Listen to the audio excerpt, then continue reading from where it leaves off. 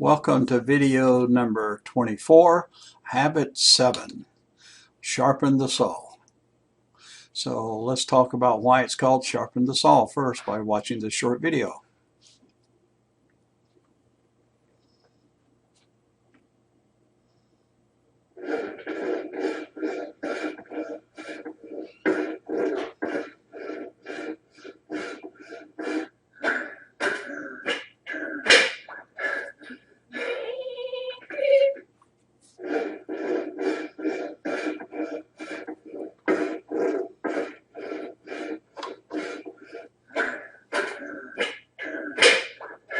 What are you doing?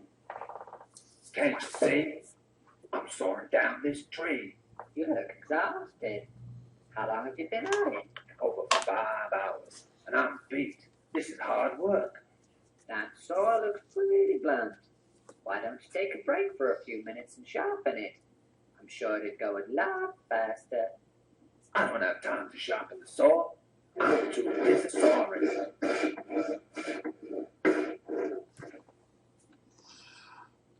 Okay, sharpen the saw. We have to take time for renewal.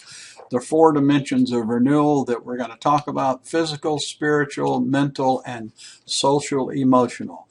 We have to keep those in balance to be a well-rounded person. Now, sometimes in your life, you'll be putting more time into one area than others. For example, right now, your mental part is probably larger than shown here. And other parts are suffering, but you need to strive in the long term to have a well-balanced life. So let's talk about the physical dimension first. You should be on a regular exercise program. Exercise is best done when you strive for endurance from aerobic exercise and flexibility through stretching. Strength comes from the muscles resistance exercises, and maybe the greatest benefit is exercising muscles of proactivity.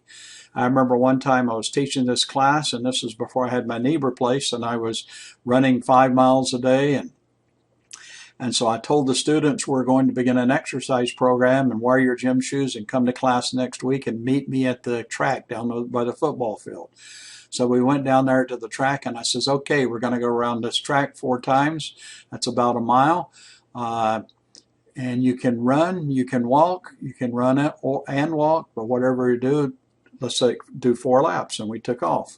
Well, all the athletes in the class left me behind. Some other students were slower than me, some were walking, but after I'd gone maybe a lap and a half, it started to rain a little bit, and a student said, Dr. Hyatt, it's raining, we need to stop. And I said, no, keep going. You're building your proactive muscles. Let's keep going. So I did. I kept going. Finally, I reached the 4th lap, and I'd gone my mile, and I looked around, and there was no one else on the track. They'd all left. They hadn't learned to be proactive yet. So we need to be proactive. Next thing we need to do is to consider nutrition, what we eat. Eat healthy foods. Stress management. Sometimes just relaxing is good to relieve the stress. That's important to do. The next dimension is the spiritual dimension, which helps us with value clarification and commitment and provides leadership to our life. Some ideas of how to do this would be study and meditate. We don't do very good meditation in our society. I took a sociology class in college, and the professor gave us a homework assignment on Sunday afternoon to go into a room with no television, no radio, no books, and just meditate about life, and to do that for like 3 hours.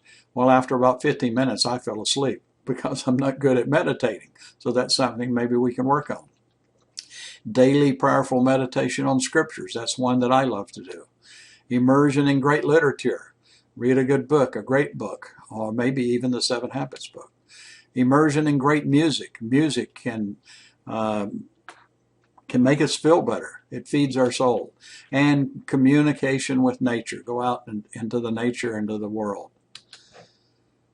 Listen to wise people, religious leaders, older and more experienced coworkers or managers, or even our own parents can help us to build ourselves spiritually. Often what they say is relevant to another situation, but if we think in terms of principles they are suggesting, we can apply those principles to work relationships. One religious leader said, "The greatest battles of life are fought out daily in the silent chambers of the soul." David O. McKay. The mental dimension. We can do things like reading. I'm not worried about you doing that because you're all in college. Visualizing, trying to visualize where you're going to go in the future. That helps you to have goals and set them and go towards them. That goes to the next one, which is planning. And then writing. Maybe you do a lot of writing, but writing maybe our history. Limit unnecessary television watching, unnecessary. Continuing education, you're certainly doing that. Read good literature, and maybe write a journal. I'm trying to write my own personal history. That's kind of my journal. And organize and plan, habits 2 and 3. That's the mental dimension. The social emotional dimension. Provide service to others. The best type of service is probably anonymous service that you don't tell others about. So let me tell you anonymous service that I did one time. Now it's no longer going to be anonymous when I tell you about it. When I was living in a different town, I would go jogging, and when I would come back from my jog, I would get back near my house and I'd walk down to the end of the block to cool off, catch my breath, and walk back. And as I was walking to the end of the block, I noticed a lot of people took a morning newspaper that the guy just came and threw somewhere in the vicinity of their porch. Usually it was on the grass or somewhere. So I started picking up those newspapers and throwing on people's porch. They probably thought the guy got good aim until I moved away. So that was just service that I did. That was anonymous, and it made me feel good. Empathy, trying to understand other people in their situation. Developing synergy with other people so you can work together as a team. Developing your own intrinsic security so you have a high emotional intelligence, as it's called. Renewing your relationship with others. And a date night with your spouse. Before I got married, someone wise told me that I should take my wife on a date every week, and we've tried to do that. Spending time alone with each child. Not easy, but I had 7 children. I remember sometimes I'd say, "Who would like to go with me to the store?" And they'd all want to go. And I'd pick one that I hadn't talked to in a while, and they thought they could con me into buying candy for them, which I usually did. But on the way to the store and on the way back, we had time alone. N. Eldon Tanner, another religious leader, said, "Service is the rent we pay for the privilege of living on this earth." And while we're building that emotional relationship with others, we should protect them from outside attacks. Loyalty within an organization is necessary to its internal harmony. That applies to families and organizations that we work for and so forth. We should be protective of others with whom we share a relationship. Help the other person build a defense or do the work necessary to overcome the attack. So we need to achieve a balance in life between work and play. We don't want to be workaholics, but we have to work. We don't want to just play all the time either. We can also engage in scripting others. Reflect back to others a clear, undistorted vision of themselves. Remember the self-fulfilling prophecy. People will become what you expect them to become. In fact, Goethe, the German poet and philosopher, said, "Treat a man as he is, and he will remain as he is. Treat a man as he can and should be, and he will become as he can and should be." So we learn principles in this class. We commit to do them. We do them. We learn new principles. We commit to do them, and we do them. And there's an upward spiral towards becoming a better person. And our conscience will lead us upward. But don't fall into the long, drawn-out change trap. That's often an excuse for not changing now. We put off change in a relationship by saying that it takes time. This then becomes an ongoing excuse for our poor behavior, and we never do change. And as we are going through life, we should realize that we should never give up. So here's one of my favorite videos dealing with that. Quit. Give up. You're beaten. They shout at me and plead, "There's just too much against you now. This time, you can't succeed." And as I start to hang my head in front of failure's face, my downward fall is broken by the memory of a race. And hope refills my weakened will as I recall that scene. For just the thought of that short race rejuvenates my being. A children's race, young boys, young men, how I remember well. Excitement, sure, but also fear. It wasn't hard to tell. They all lined up so full of hope, each thought to win that race, or tie for first, or if not that, at least take second place. And fathers watched from off the side, each cheering for his son, and each boy hoped to show his dad that he would be the one. The whistle blew and off they went, young hearts and hopes afire. To win and be the hero there was each young boy's desire. And one boy in particular, whose dad was in the crowd, was running near the lead and thought, my dad will be so proud. But as they sped down the field across a shallow dip, the little boy who thought to win lost his step and slipped. Trying hard to catch himself, his hands flew out to brace, but mid the laughter of the crowd, he fell flat on his face.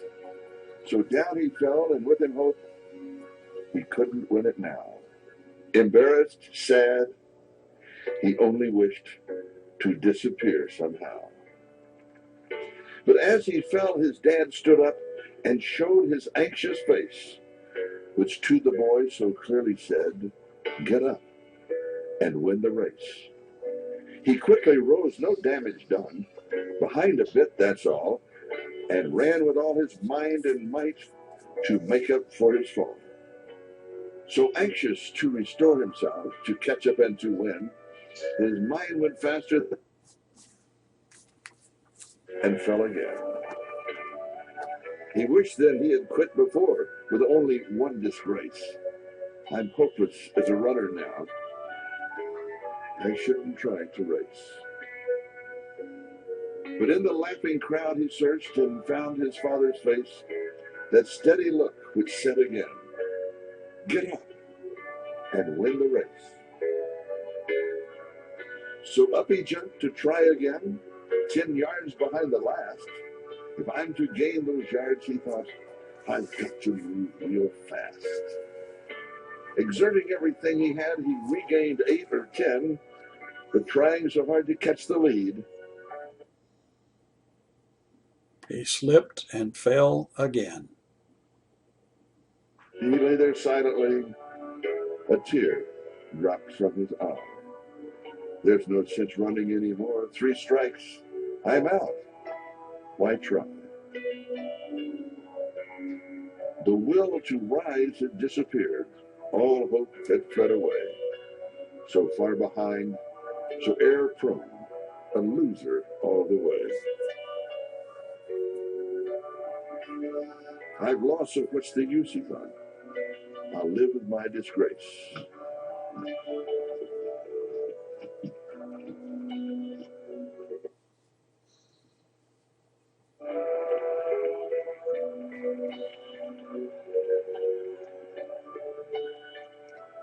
But then he thought about his dad, who soon he'd have to face.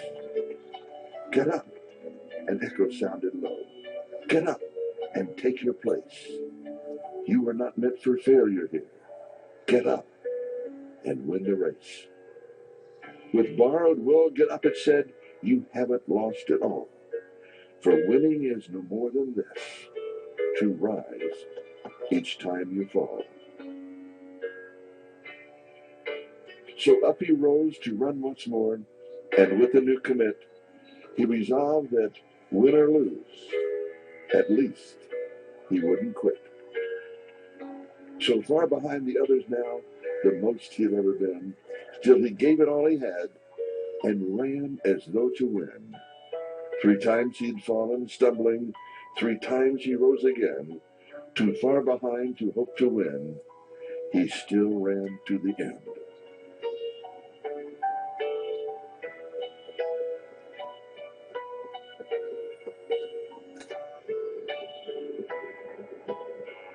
They cheered the winning runner as he crossed the line first place, head high and proud and happy. No falling, no disgrace.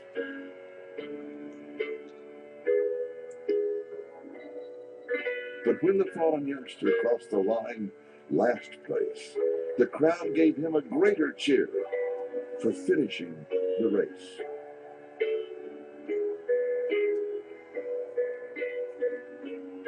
And even though he came in last, with head bowed low and proud, you would have thought he won the race to listen to The crowd.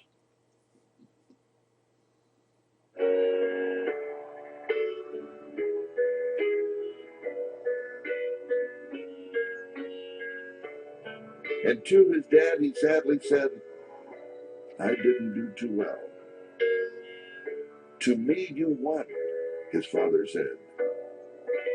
You rose each time you fell. And now when things seem dark and hard and difficult to face, the memory of that little boy helps me in my race. For all of life is like that race with ups and downs and all. And all you have to do to win is rise each time you fall.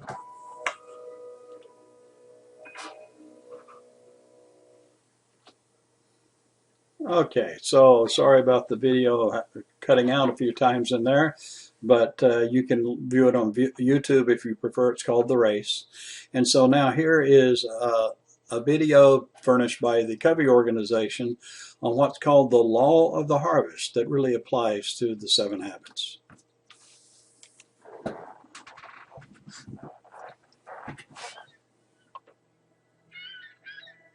There's an old saying among potato growers is that a good rotation is 1,000 years of sagebrush and 1 year of potatoes.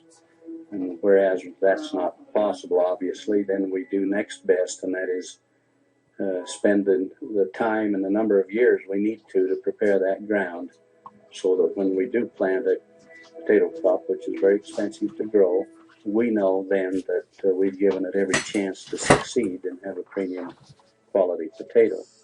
We recognize that there's a brotherhood of sorts among growers of potatoes.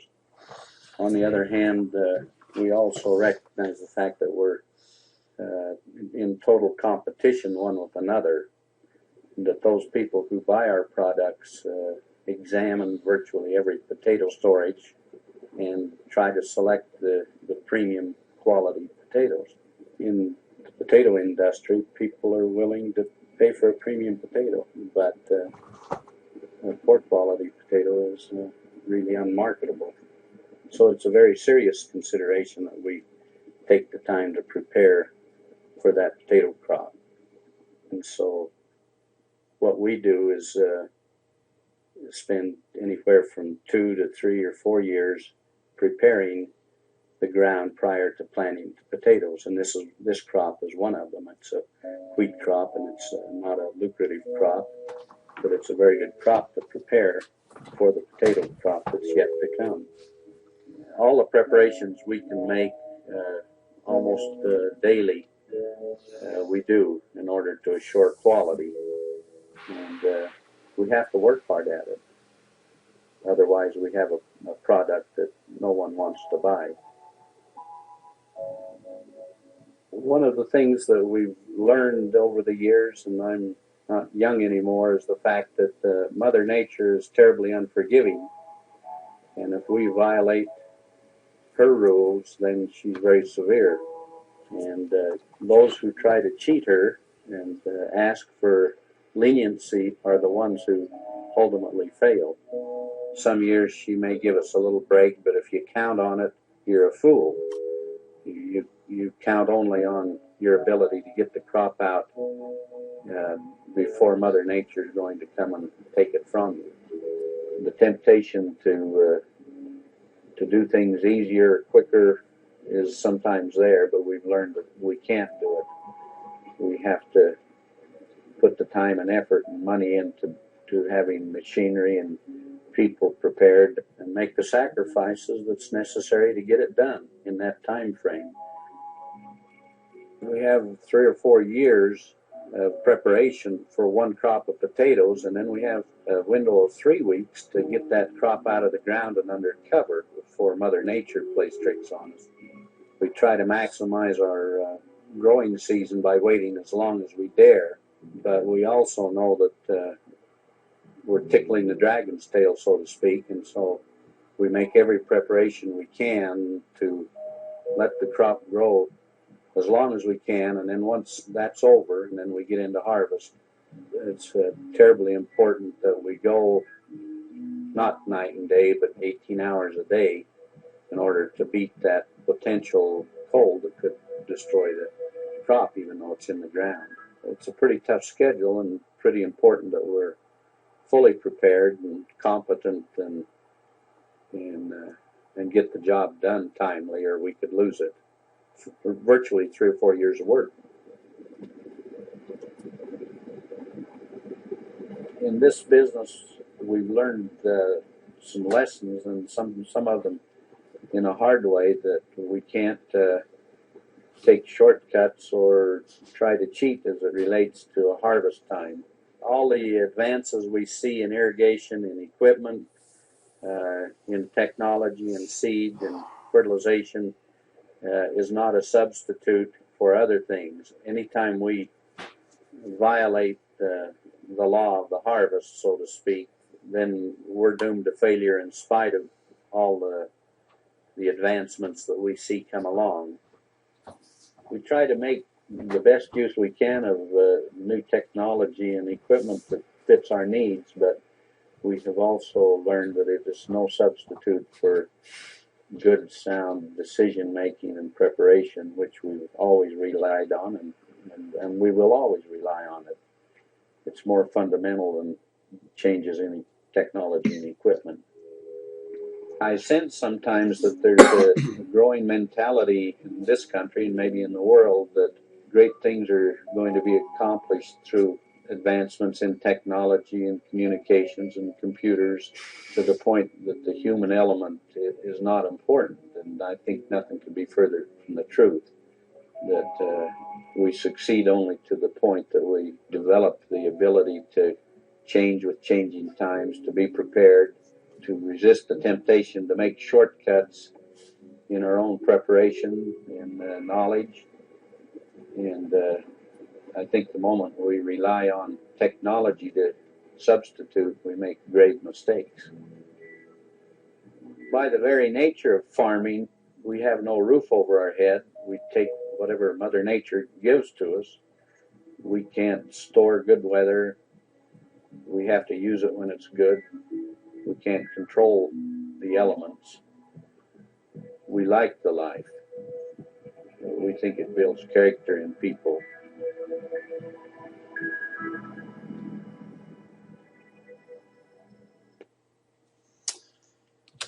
Okay, there you have it. The law of the harvest. I think that is important to remember, that you can't. It's not like taking an exam in college where you take the exam and you cram for it, and then afterwards you kind of forget it. It's a long-term process that we go through. Okay, so this is a girl named Jana Bolin singing on YouTube. She is a student at Drakes Creek Middle School who wrote this song on the value of the 7 habits, or at least, I don't know if she wrote the song, but she at least performed it. And this was in 2012, so she's obviously older than this now, but I think you'll enjoy this as kind of a way to wrap up the 7 habits. Here we go.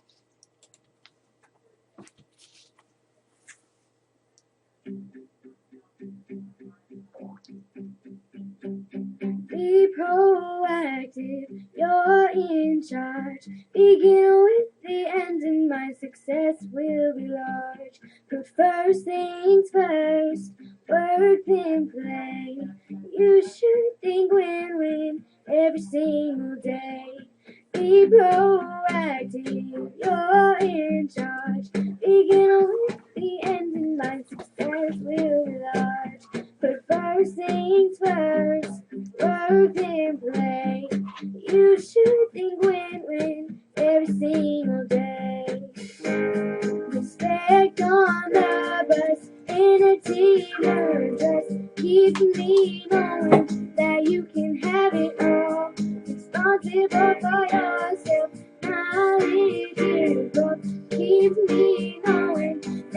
can have it all.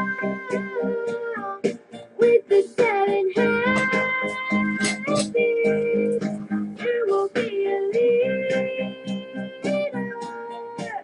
for the rest of your life. Seek first to understand and to be understood. Together is better. Synergize your shoes. Sharpen the saw. Balance feels best. These habits will stop you from making life a mess. Respect on the bus. In a team or just keeps me knowing that you can have it all. Responsible for yourself. Knowledge is what keeps me knowing that you can have it all. With the 7 habits, you will be a leader for the rest of your life. 'Cause you can have it all. With the 7 habits, you will be a leader for the rest of your life. Seek first to understand and to be understood. Together is better. Synergize you should. Sharpen the saw. Balance feels best. These habits will stop you from making life a mess. 'Cause you can have it all. Yes, you can have it all. It all, it all, it all. 'Cause you can have it all. With the 7 habits, you will be a leader for the rest of your life. 'Cause you can have it all. With the 7 habits, you will be a leader for the rest of your life. 'Cause you can have it all. Cute little girl, huh? That was it.